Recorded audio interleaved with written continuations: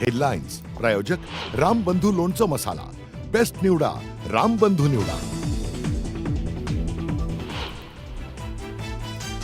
Operation सिंदूरमध्ये हवाई दलाची मोठी कामगिरी। पाकिस्तानचे 600 पेक्षा अधिक ड्रोन्स पाडले।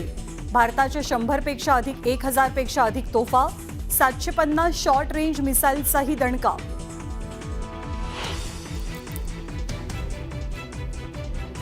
काश्मीर खोऱ्यातील सक्रिय 14 दहशतवाद्यांची ओळख गुप्तचर यंत्रणांना पटली, तर गेल्या 48 तासात 6 दहशतवाद्यांना कंठस्नान। पंतप्रधान नरेंद्र मोदींच्या निवासस्थानी महत्त्वाची बैठक। केंद्रीय गृहमंत्री अमित शहा, NSA अजित डोवाल यांची मोदींसोबत चर्चा। एस जयशंकर सुद्धा बैठकीसाठी उपस्थित। ऑपरेशन सिंदूरनं पाकिस्तानला भर दिवसात तारे दाखवले, तर पाकिस्तानला आर्थिक मदत म्हणजे दहशतवाद। पाकला आर्थिक मदत करणाऱ्या IMFला राजनाथ सिंग यांचा सल्ला। भारताच्या कारवाईनंतर पाकिस्तान घाबरला। पाकचं लष्करी मुख्यालय रावळपिंडीतनं इस्लामाबादला हलवलं जाणार। सुरक्षेच्या कारणास्तव पाकिस्तान सरकार घेणार निर्णय।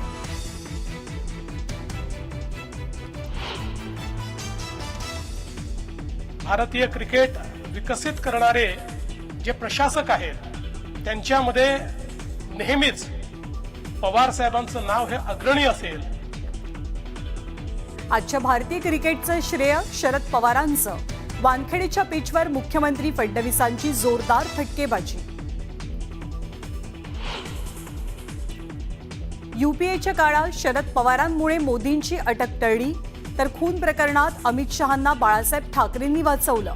कायद्याच्या चौकटीबाहेर जाऊन बाळासाहेब ठाकरे आणि पवारांनी मदत केली। नरकातला स्वर्ग पुस्तकातनं राऊतांचं गौप्यस्फोट। आपण कथा, कादंबऱ्या आणि बालवाङ्मय वाचणं कधीच सोडलंय।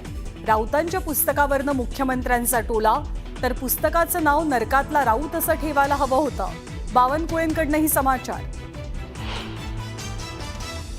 मंत्री जयकुमार गोरे बदनामी आणि खंडणी प्रकरणी रामराजे नाईक निंबाळकरांची चौकशी।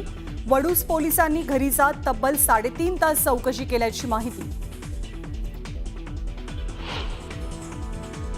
आणि छत्रपती संभाजीनगरमध्ये पाण्यासाठी ठाकरेंच्या शिवसेनेकडनं हंडा मोर्चा।